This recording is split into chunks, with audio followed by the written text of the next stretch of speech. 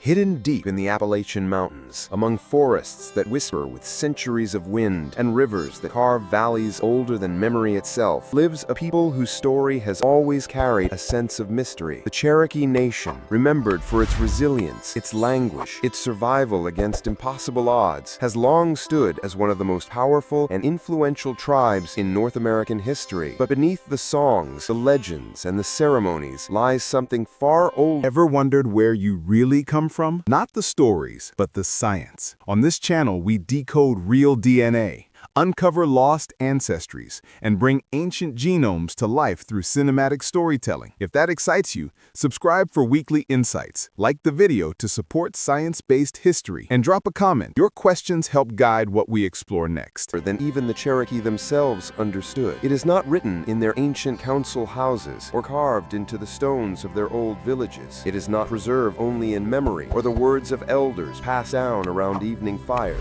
No, this secret has been carried in silence, generation after generation, hidden inside the very blood of the Cherokee people themselves. And when science finally looked closely, centuries after the Trail of Tears, after European colonization, after wars and treaties and forced removals, what it found threatened to rewrite everything we thought we knew about the story of the Americas. For decades, textbooks have told us the same thing, that Native Americans all descended from a small group of hunters who crossed a frozen land bridge from Asia to Alaska thousands of years ago, spreading across the continents and forming the tribes and nations we know today. But what if that story isn't the whole truth? What if the Cherokee carry a hidden legacy, one stretching across oceans and continents, one that points to connections far beyond Siberia and Alaska, one that links them to some of the oldest civilizations in the world? Tonight, we will uncover what may be America's darkest secret, the Cherokee people's DNA, the evidence that should not exist, the bloodlines that break the rules of history, and the truth so controversial that many have tried to keep it silent. Because once you see what their DNA reveals, you may never look at history the same way again. The world of the Cherokee. Long before European ships appeared on the horizon, before cities rose on the coasts, before the borders of the United States even existed, the Cherokee lived among the mountains and rivers of the Southeast. Their homeland stretched across what is now North Carolina, Tennessee, Georgia, and Alabama, lands of dense forests, clear streams, fertile valleys, and ridges of ancient stone that seemed to touch the sky. Here, life followed rhythms as old as the seasons. Villages were built along rivers that provided fish, fresh water, and natural highways for trade. Corn, beans, and squash, the three sisters, grew in neat fields outside the towns, while hunters brought in deer, bear, and wild turkey from the forests. Every part of nature had meaning. Every plant, every animal, every stream held a place in the balance of life. Cherokee society was organized around clans, 7 in total, each tracing descent through the mother's line. A person belonged not to their father's clan, but their mother's, creating a network of kinship that spread across the entire nation. People of the same clan were considered close family and could not marry one another, preserving balance and unity among the people. At the center of each village stood the council house, a large circular building where fires burned and decisions were made. Here, leaders met, disputes were settled, and sacred ceremonies took place. Fire itself was holy, representing life, community, and the connection between the Cherokee people and the spirit world. Spirituality shaped everything. The Cherokee believed the universe was a delicate balance of forces. Illness, storms, even hunting success, all were tied to harmony between humans, nature, and unseen powers. Medicine men knew the ancient songs and rituals to restore this balance when it was broken. Every year, during the green corn ceremony, old fires were extinguished and new ones lit, marking renewal for both the people and the world around them. Children grew up learning not only farming and hunting, but also the stories of creation, the laws of nature, and the lessons of the elders. These oral traditions carried history across generations. They told of where the people came from, why the world was the way it was, and how life should be lived. For the Cherokee, memory was power. Stories were not mere entertainment. They were the threads tying the present to the distant past. By the time Europeans first heard of them in the 1500s, 1700s, the Cherokee were already a strong, organized, and deeply rooted nation. Their language set them apart from neighboring tribes, suggesting ancient origins. Their warriors were respected, their towns connected by trade networks stretching for hundreds of miles. Yet even then, beneath this strength and tradition, something else waited, something no one at the time could see, something hidden in their very blood that would one day reveal a secret far older than the Cherokee themselves. Strangers across the sea. The Cherokee had lived for centuries in their mountain strongholds before the first strangers from across the sea appeared. At first, they came in small numbers. Spanish explorers wandering the southeast in the 1500s, searching for gold, land, and glory. These early encounters were brief, sometimes hostile, but they marked the beginning of a story no one could have predicted. Over time, the strangers came not only as conquerors, but as traders, missionaries, and settlers. By the 1600s and 1700s, men from England, Scotland, Ireland, France, Portugal, and even Jewish merchants from across the Atlantic found themselves in Cherokee territory. They brought iron tools, firearms, cloth, and beads, items the Cherokee valued, and in return took deerskins, furs, and food to supply the growing demands of European markets. Deerskin trade became so important that by the early 1700s, tens of thousands of hides were shipped to Europe each year, transformed into leather goods for customers who would never know the names of the hunters or the lands from which they came. But trade was only the beginning. Something else happened, something more personal and ultimately more mysterious. Many of the traders who lived among the Cherokee for long periods took Cherokee wives. These were not casual relationships. Marriage created alliances, building trust between cultures and strengthening trade networks. A trader who married into a Cherokee clan gained protection, influence, and access to communities that outsiders could never reach on their own. The Cherokee, in turn, gained powerful allies and sometimes new knowledge and technology from these unions. Family names like Doherty, Hyde, and Cooper began to appear, often linked to Irish traders, Portuguese merchants, or Jewish families fleeing persecution in Europe. Some carried traditions from the Old World. Others brought nothing but their ambition and willingness to cross cultural lines. Among the Cherokee, clan identity came through the mother, so children of these marriages belonged fully to Cherokee society. They grew up speaking the language, learning the ceremonies, and following the laws of their people. Yet their bloodlines carried traces of places far across the ocean,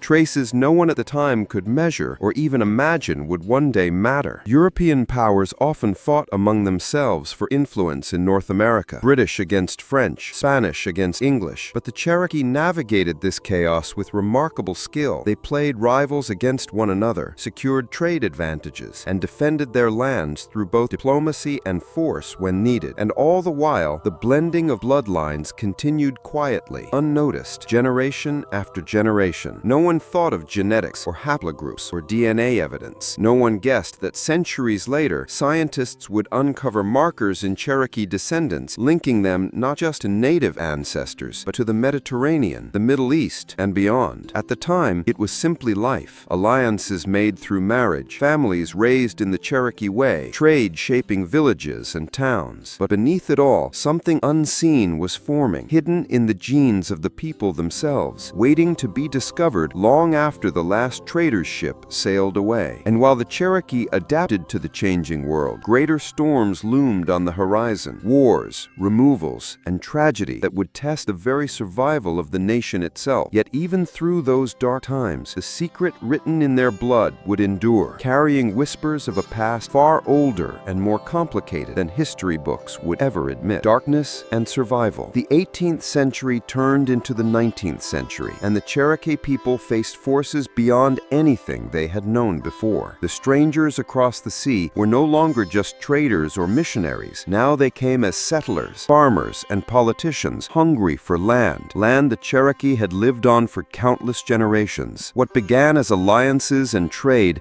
slowly became pressure, conflict, and betrayal. The fertile valleys where Cherokee towns stood became targets for expansion. Treaties signed with the United States chipped away at Cherokee territory, each one taking more than the last until the nation was hemmed in on every side. But the Cherokee did not vanish quietly into history. Instead, they adapted with remarkable determination. Leaders like Sequoyah created a written form of the Cherokee language, a syllabary that allowed the people to read and write in their own tongue. Within a few years, literacy spread rapidly, and by 1828, the Cherokee Phoenix became the first first Native American newspaper, printed in both English and Cherokee. Schools were built.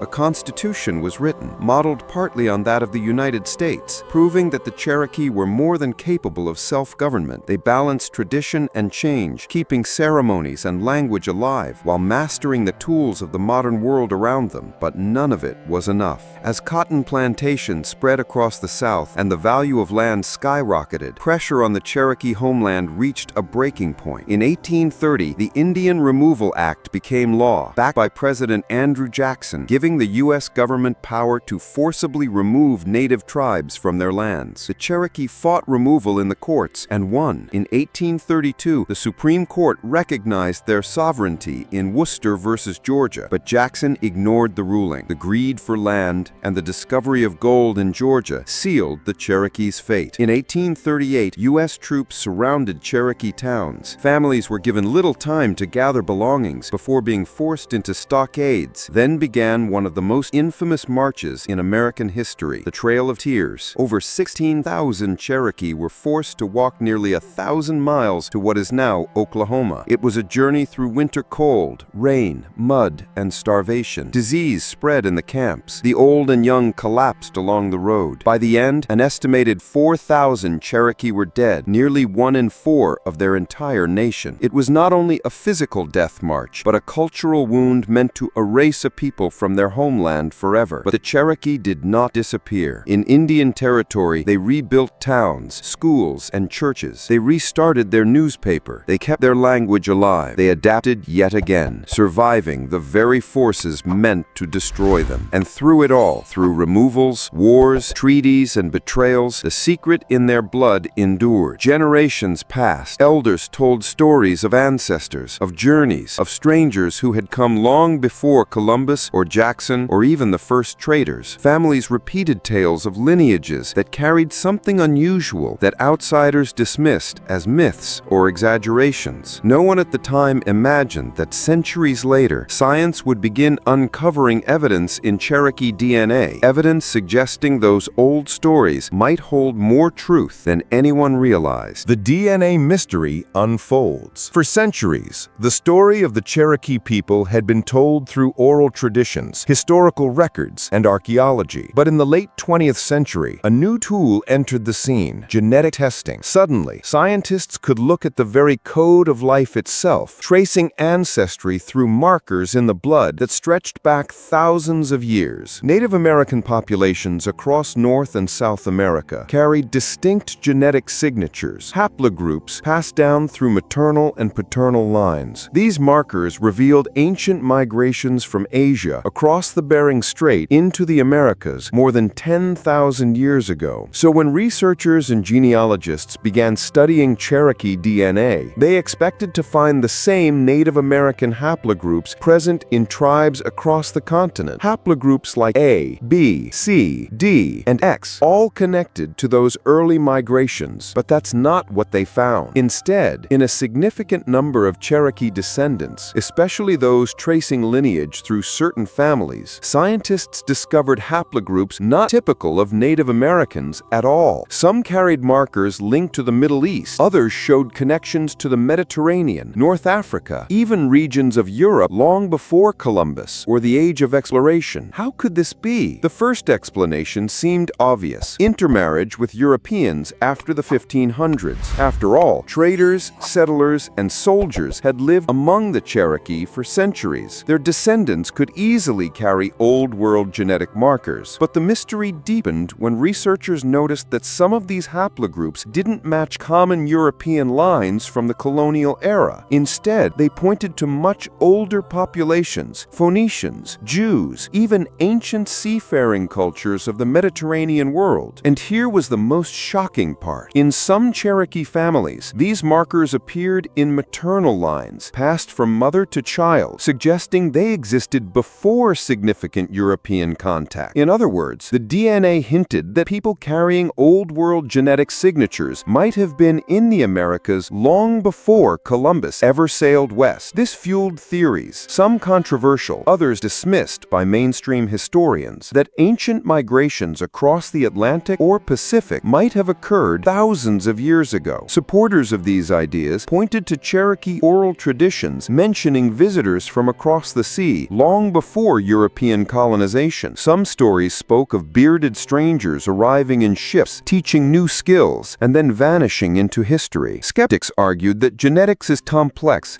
that mutations and small sample sizes can produce misleading results, and that oral traditions often mix myth and history in ways difficult to untangle. Yet the genetic evidence kept coming. Study after study revealed patterns too persistent to ignore. A blend of genetic signatures suggesting a far more complicated story of Cherokee origins than the textbooks had ever admitted. Was it proof of ancient transoceanic contact, survivors of lost civilizations, or something else entirely, hidden by time, waiting for science to catch up? No one had all the answers, but one thing was clear. The Cherokee people carried in their blood a record of journeys, encounters, and mysteries far older and stranger than the simple story of Native Americans from Asia told in classrooms for decades. The double tragedy was this: just as science began peeling back these secrets, much of the Cherokees' early history had already been erased by war, removal, and assimilation policies. Entire libraries of knowledge, songs, ceremonies, and oral histories had vanished, yet their DNA remained silent but unbroken, carrying clues across centuries like messages in a bottle drifting through time. Today, the Cherokee DNA mystery stands as a question mark in the pages of history. Science has revealed hints, markers from distant lands, stories written in blood rather than ink, but the full truth remains hidden. If confirmed, it would rewrite everything we thought we knew about the Americas, about ancient contact, about the very roots of human history on this continent. But for the Cherokee, this mystery is not just about science. It's about survival, identity, and the untold depth of their story. Despite wars, removal, and centuries of silence, they endure, carrying in their veins a history larger than any one nation, older than any textbook, waiting for the day the world finally listens. Until then, the mystery remains America's darkest secret.